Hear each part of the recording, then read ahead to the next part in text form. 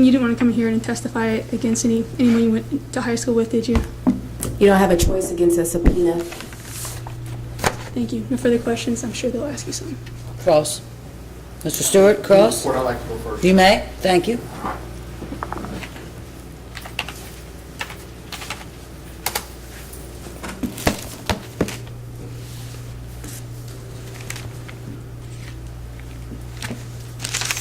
Ms. Bryant, my name is John Stewart, and we've never met, have we? No.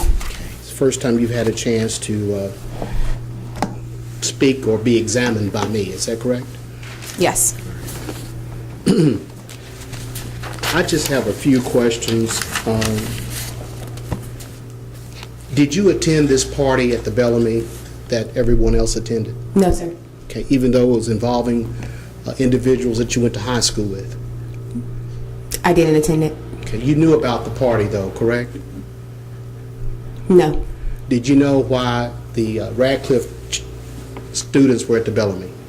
No. Okay. When you say that you and Mr. Caldwell were together that evening, tell us about who was driving. Michael was driving. And was it his car or your car? It was his car. All right. And would you tell us what time did Michael arrive at your apartment? I don't remember. Okay. And how long had you lived there? It happened in the summer, so about 4 months, 5 months, 6 months. And I noticed with interest that when you were on the 911 call, you didn't know the address to the Bellamy. You had to ask someone else what was the address. I would have to listen to the call again, but I'm pretty sure I told him 1511. Okay. And you would agree with me that everything happened fairly quickly. Yes, sir. All right. But earlier that afternoon, when you and Mr. Caldwell got together, what time did you all leave? I don't remember. And what club did you all go to? Do I have to answer that? Yes, ma'am. I really don't know the name of the club, but it's a gay club. All right, it's a gay club. And did you need to be 21 to get in? No. Okay. How long did you all stay there? An hour, maybe 2 hours. I don't remember. Did you go anywhere else after going to the gay club? No. And when you left, did I understand you to say when you first left to go to the club that you observed my client, Austin? Him, his group of friends, yes. Okay. And what caused you to observe them? I mean, where were they? They were at the Bellamy. Okay. Exactly where at the Bellamy? When she showed the pictures of the Bellamy earlier, there's a street. And when you come in straight at the street, my apartment at the time was right in front of that street. Okay. So when I'm coming out, they're in like diagonal. I seen Jordan was also with them, another friend. Jordan was my prom date. We were like best friends in high school, so I know who that is. So I saw all of them. Okay. All right. So earlier in the afternoon, before you went to the club, you and Michael observed Austin, Justin, Jordan, and Zach. I observed them. As for Michael, he doesn't know who they are till now. Well, what I'm trying to establish is that you observed the Radcliffe group, and that's what I'm going to call them for brevity. You observed members of the Radcliffe group before you left to go to the club. Yes. And you observed them from your vantage point at an apartment. Yes. You observed them down in the parking lot. I'm not in my apartment anymore. Okay. From where it's at. I'm like on the sidewalk. I observed them. Yes. Okay. This is not the same occasion that you observed them when you returned to the apartment complex. Exactly. All right. Let's talk a few minutes about what you observed. What caused your attention to be directed at the Radcliffe group? Well, at the time, to be honest, I had actually had I had some relations with Zach. So at the time, I was avoiding Zach. I hadn't been answering his text messages, so I was kind of avoiding Zach. So when he seen them, are you talking about the time of the incident? No, I'm talking about when you and Michael Caldwell first left to go to the club. Yes. Okay. So I saw Zach and Jordan. I'm like, oh my God, I don't really want to see Zach right now because I've been ignoring him like this. So when I see him, and then we go to the club. Okay. Just typical, don't want to see the guy I used to talk to type thing. Exactly. Don't want him to see me with another guy? Michael's gay. So, no. All right.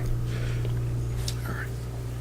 So you're leaving the apartment complex and you see the Radcliffe group and there are 4 people, correct, that you identify, or 3 people. How many Yes. people did you see? That I identified, First time, yes ma'am. The first time. their group. Jordan, Zach, Austin, and Justin. Jordan, Zach, Austin, and Justin, correct? All right. And they were just congregating? Exactly. So when you left in Michael Caldwell's car, how did you get to the parking garage? How did I get to the parking From garage? your apartment, yes. I walked. Okay. And where were they in relation to, you could see them, but you didn't They want them were- to see you? They were walking into the other apartment. So this is my apartment, and then cat a corner. So that's the other set of apartments. So they were walking that way, and I walked the other way. Okay.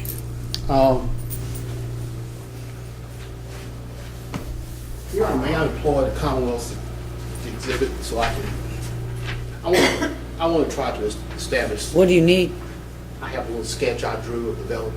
So what do you want me to do? Shoot it up on the I screen. can't do it, but you I can. can't do it either, Judge. You can push no show. You can move those photos off of there. All right. That's about the extent of what I know. Yeah, with the remote control, push no show, or the button. The remote control.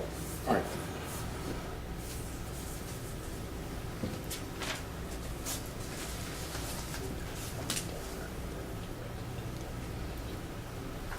Over to the right, to the right, to the right. See, you're as bad as I am. Is there a no-show button? I want to put it up there. Ms. Fox, will you help him? You saw me operate a judge. I Just, went off there's the just road one button. twice. I know you can do it. Hit that one. And then he's got to uncover, then he's going to have to uncover the, take that sticky off of the light. See the Post-it note? There you go. All right.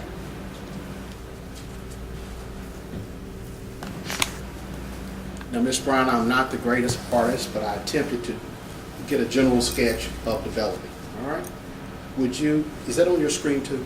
Mm-hmm. Would you just take a few minutes to familiarize yourself with what I've got up there? You know where Ship Street is? What is what is this? Okay. Is that? I'm trying to. I'm sorry. This. All right. This, see where my pen is? Okay. You know where 7th Street is? So this is the other buildings, correct? The Well, you know where multi-story. the office is? Yes. All right. This is the office. Okay. Okay? And this is Ship Street. All right? Mm-hmm. And if you wanted to go to the office, say to rent an apartment, you would come off of Ship Street and pull into one of those parking spaces, correct? Okay. And are you familiar with the fact that there's a building, a multi-story building that sits, I guess it would be to the west? Here's Ship Street. What I'm trying to establish is where was your apartment? On your On draw my sketch, yeah. And I know it's not there. Okay, well, let's talk about the entrance. is okay. If this is your sketch Mm-hmm. and this is the office, are these the apartment buildings? Move your pen down, right after the office on the bottom. Those apartment buildings. That would be my apartment complex. Wonderful. Okay. And there's a gate there, correct? Exactly. There's a gate that slides across on some type of track. All right. And there's also what I call a gate that rises and falls. It's like a train track gate, correct? No, both of the gates are the same. They open. They're motion censored. Very well. But there's a gate there, right? Yes. Now, when you first saw the Radcliffe guys, where were they and where were you? How you have? Would you? You can draw on yours. You I can may draw my- on okay. yours. Thank This is my apartment complex right here. All right. So here goes the sidewalk. Mm-hmm.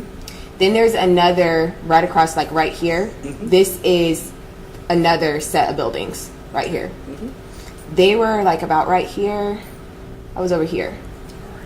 And- But when you do this distance, it's only a straight in between us. So from me to where the lawyer's sitting, basically. Okay. All right. But you were able to see the Radcliffe guys, the Radcliffe group, which is this circle that you provided us right here, correct? Yes. And you were here with Mr. Caldwell, correct? Yes. You all went to the garage and got in his car and left. Yes, You did not want to be detected because Zach was in the group. exactly. And you and Zach used to talk or communicate on an excessive basis. Yes. All right. Thank you, ma'am.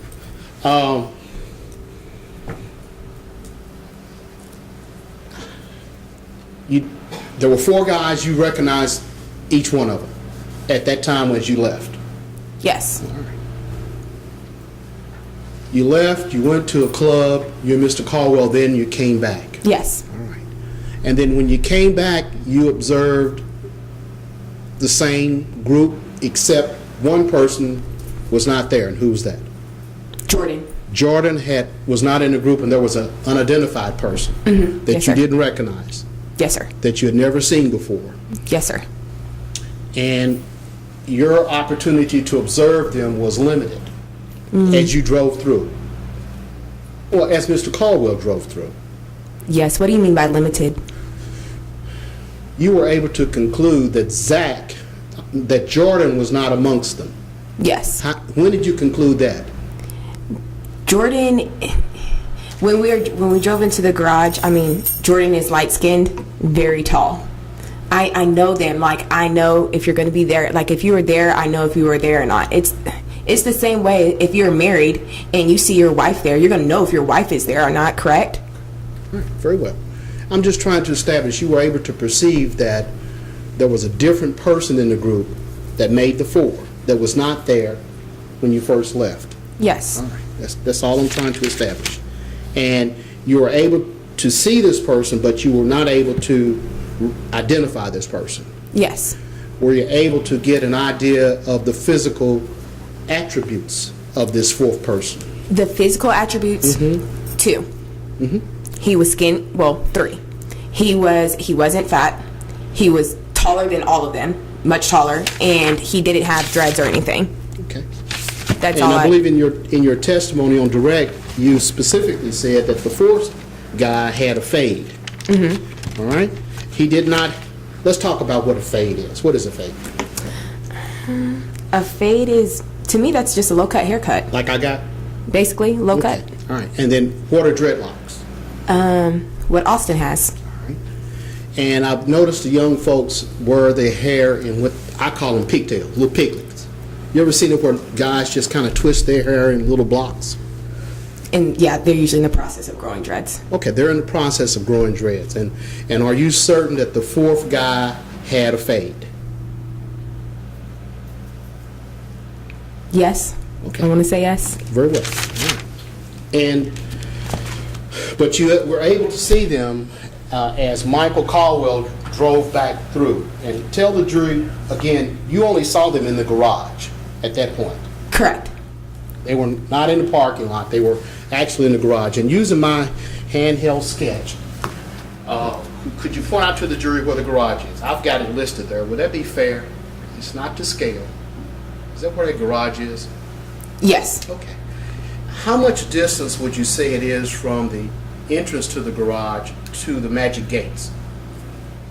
That's what my grandson calls things like it, magic gates.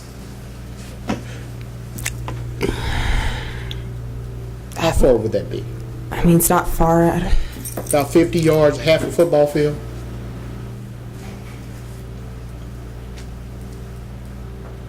Maybe a little less than half a football field. Okay. I mean, it's really not that long. And then there's some distance from the gate to Ship Street, correct? Very short distance, yes. And that's some distance, though. We're not talking about the distance in this room. It's a little bit further. From the parking garage to the magic gates. Yes. It's a little bit further than that. Yes. All right. And you did not observe the Radcliffe group until you went back through the parking garage, correct? Yes. Once you get in the parking garage, how far away is the entrance to the parking garage from where the assault took place? The entrance? Yes, to the parking garage. If you are driving, and which we did, we drove in, not far, like maybe 10 feet. Okay, all right. And when you all are driving in, did I understood you to say that you all yourself went through the wrong entrance or went Yes, through the... Michael went through the wrong exit. Michael was not familiar with the facility and he drove through the wrong entrance. So that would have been up here somewhere. Right?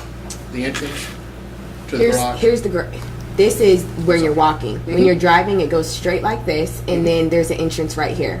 I'm gonna split it in half so you can see the two entrances. So- Michael went this way, which means you go this way through the garage, right here and park there. Very well. So he went through the wrong way, and going through the wrong way, it was only as a result of that that you observed the Radcliffe group, correct? Yes, And again, you told Michael not to stop yes, because you didn't want Zach to see you that night for the same reasons that you didn't want him to see you earlier that afternoon. When you say I told him to stop, I don't specifically remember saying, Michael, stop. But when we No, came... you told him not to stop. Keep going. Yeah, it's not like I told him anything. I don't really remember specifics of our conversation in the car. But the point of the matter is that you wanted that car to keep moving so that you would not either have eye contact or voice contact with Zach. I didn't want to run into Zach. So you asked him to keep moving. I never Correct. asked him anything. Okay. It's cross-examination. All right. I'm just trying to explore some things that are on my mind. You told Michael, don't stop. Correct? You're implying that I told Michael to not stop, but I cannot say that I specifically told him that in the car. Okay. All right. All right.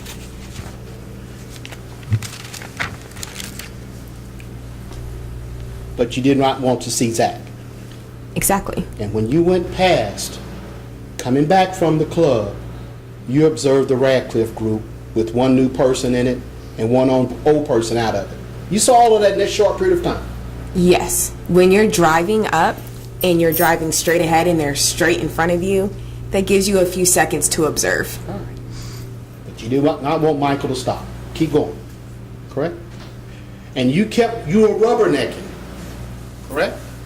Can you define rubbernecking? You were looking consistently at this group because at some point you say you saw Justin confront the white guy. At this time, yes. I didn't see him, like, when you say confront, like, I didn't see Justin walk up to him or anything like that. When we came in, they were already, it looked like they were talking, like they were, the guy was right here and Justin was right there. Okay. All right. You can see that. You can also see that there was a different fourth person. And you can also tell that one guy, Jordan, was no longer in the group. All that happened in this short period of time. Correct? Yes. I mean, I can't place Yeah. Jordan there if he wasn't there. That's fine. Now, when you went past, is that when you saw the striking of the bottle? When we drove past, no. Okay. You all went past and Parked. the group would have been behind you. Yes. Would the group have been on the right if you were a passenger, or would the group have been on the left if you were a passenger of Mr. Caldwell's car? The right. All right. And when I say rubbernecking, I'm talking about how you turn around and you look uninterrupted. Is that what you say you did? I didn't have to. It was right in front of me. Okay. Just trying to establish the basis of your opportunity to observe. All right. Now, Mr. Caldwell pulls in or backs in. Can you repeat that? Did Mr. Caldwell pull his car into the parking space, or did he back it into the parking space? He pulled in. And if he pulled into the parking space, would that have put the group on your left rear or your right rear? My right. All right. Is that the point in time when you saw the bottle being used? As he parked, no. All right.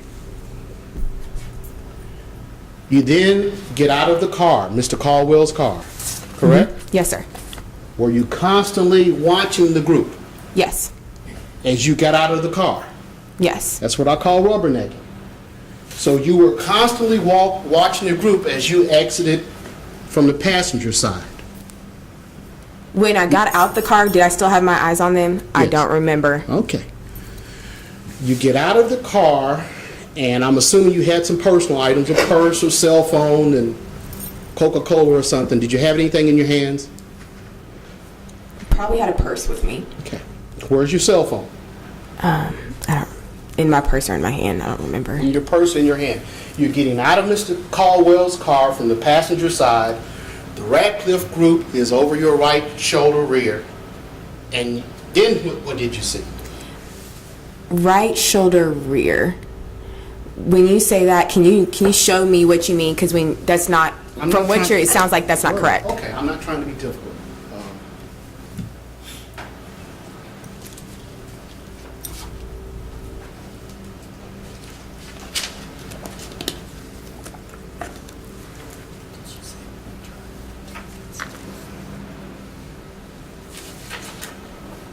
Can we erase, Your Honor? You may erase. Is it etch a sketch where you kind of like, There's a button for erase. Up on the, A button. up on the, Mr. Stewart, look at me.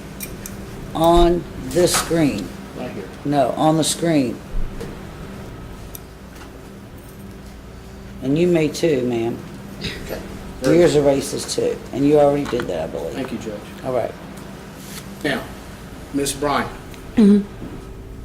I take it that you and Mr. Caldwell pulled in this way, Yes. and he turned to his right. Yes. And at some point, you get out of the car, and you're still looking back toward the gentleman, the When group, I- the Radcliffe group. When I get out the car, I don't remember if I look back to them or not. Okay. And give us the position, again, of each one of the participants. As in me and Michael too? Yes. Okay.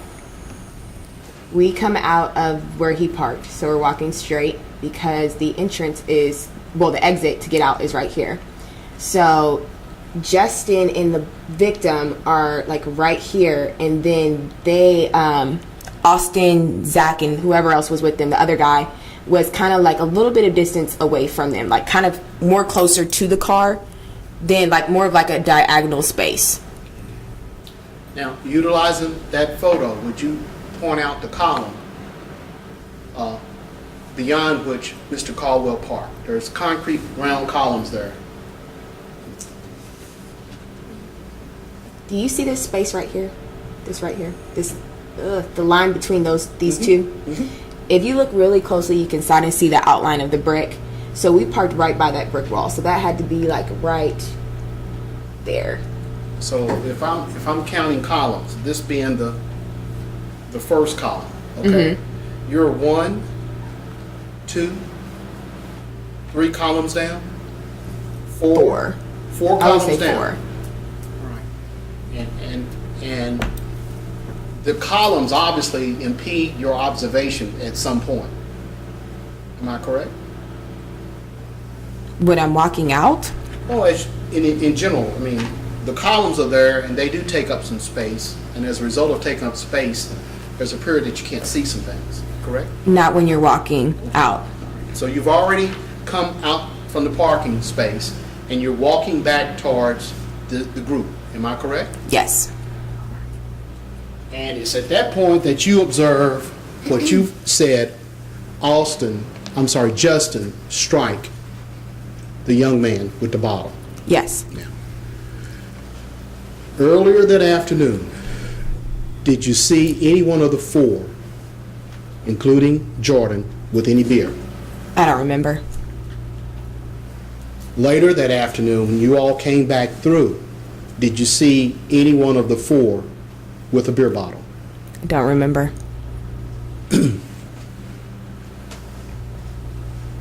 Did you notice if, when you pulled through, whether Mr. McKenzie, in fact, had a beer bottle in his hand? No, I don't remember. So you can't say where the beer bottle come from. No.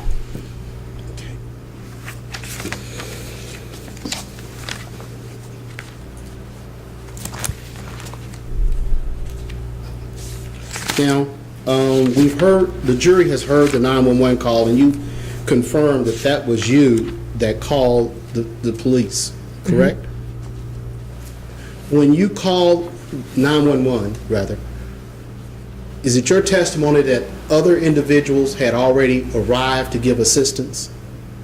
At that time, when it initially happened, it was just me and Michael, and then I don't remember exactly how everybody got there, but it ended up being other people. Like the people that he was there with eventually had came outside and were holding the towel on his face. And So when you observed what occurred, there was nobody else there It was except me. for the gentleman in the Ratcliffe group and Mr. McKenzie, And me and Michael, yes. you and Michael.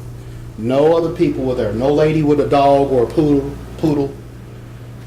None of his friends, his brother, as you said, was his brother. I don't recall. Okay. But you and Michael were the only ones there. Did you give him assistance at that time by giving him first aid? The boy, Yes. I didn't know what to do. That's why I called the cops frantically. Now, when you observed the black male strike Mr. McKenzie, did you immediately observe bleeding? He fell. He collapsed. He collapsed. So when I ran up to him, yes. Okay. And you, at that point, dialed 911. I think when I dialed 911, I'm pretty sure we were outside by then because nobody had called them yet. At that point, isn't it true that the gentleman from Radcliffe pulled off? They left. They all got in the car and left. Did you see who occupied what position in the car? I wasn't focused on them. I don't remember. You couldn't tell us who was driving, who was in the front passenger seat. Are you sure that all four got into the car? I'm pretty sure that all four got in the car. When it happened, the boy collapsed and then they all screamed for Justin to come on and they all got in the car. But then, like, when you witness something like that and you're at an event like that, your focus solely belongs to that person that was on the ground. So I'm running to this boy because I'm definitely afraid that this dude's about to die. Okay, and I appreciate your answer, but you went further than what I asked. The question was, did you observe what position in the car that the four gentlemen occupied? No. You couldn't tell us who was driving. You couldn't tell us who was in the passenger seat. You couldn't tell us who was in the back seat or how many were in the back seat, correct? Not that I remember, no. Now, we hear your voice on the 911 call, and apparently in the background, you instruct somebody to get a towel and put it over his face. Mm-hmm. Do you recall that? I remember telling somebody to get something put on his face to stop the bleeding. Do you recall who the person was that you were talking to? No. But you didn't give any first aid at all? Well, I was there with him, Yes or but no. Okay, thank you. You didn't give any first aid at all. You were just merely on the phone dialing 911, asking for assistance. Yes. Did you observe the car as it left?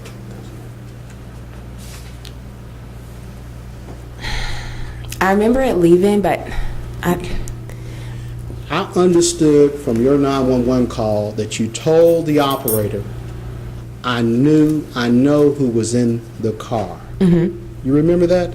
because they all got into the car. Position, I don't remember. Did they all get in the car? Yes. But you told the operator, I know who was in the car. Yes. All right. And that's based upon the fact that you observed these gentlemen standing by the victim and then jumping into the car. Yes.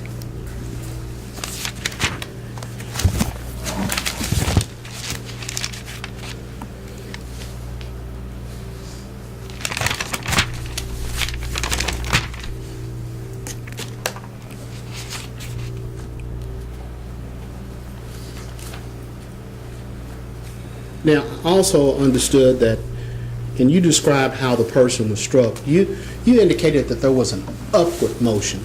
Yes. That obviously because Justin is 5'1", the person that he struck was taller. Yes. Right.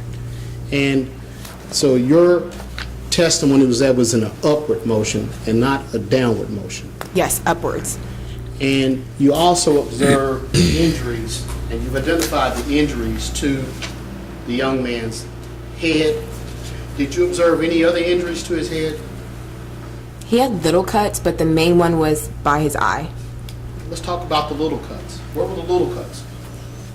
His face. Where about on his face? Around the same area, like, I guess over here a little bit, but it was like a little bit over here and then one right here. All right. Was there any cutting on his forehead? I think there was a small one. To ask me now, I'd have to see a picture. I don't remember. Now, when the police showed up, of course, you pointed out the beer bottle that was used. Did you I not? point out the beer bottle? Yes. I don't believe I did. Why didn't you? Because the guy, when initially happened, like the cop, he was chasing him. Like he never asked me. Okay. But you were overheard stating that the person got hit with a bottle, and you observed it. And you were overheard telling the police that the persons who did it were in the car. But you didn't ever stick around to tell the police about the bottle that you observed being used. I answered all the questions the cop asked me. Okay, all right. And I don't like the word cop. Let's say police officers, okay? Kind of demeans them. But a police officer asked you questions and then you left the scene, correct? Yes. You and Michael left the scene. Did you provide them with your name and address and phone number before you left? I believe I did. Yes. Did Michael provide them with his name, phone number, and address before he left? I don't remember. Do you recall to which officer that you gave that to? I don't remember the cop's name. Okay. And was this an off-duty officer, or was this the officer that responded to the 911 call? I don't know who the... Do you recall if the EMS folk got there before the police officer got there? I remember them being there out there at the same time, but I don't remember who got there first. Do you recall telling the first officer that you had witnessed a robbery? No. Did you ever tell a police officer that you had witnessed a robbery? I may have said that it looked like he was going to rob him, but I never said that I watched Justin steal money from him. No. Okay. So you concluded that there was going to be a robbery when you suggested, I may have suggested. I may have suggested it. I'm not sure if I said that for sure or not, but that's what it looked like. All right. Based upon what you observed when you drove into the garage, you concluded that the gentleman or somebody was going to rob this guy. And why did you conclude that? From history in the past. But when you say, like, rob, that was my own. Like, I was like, it looks like he's getting robbed. That's what it looked like. You want to approach? Yes.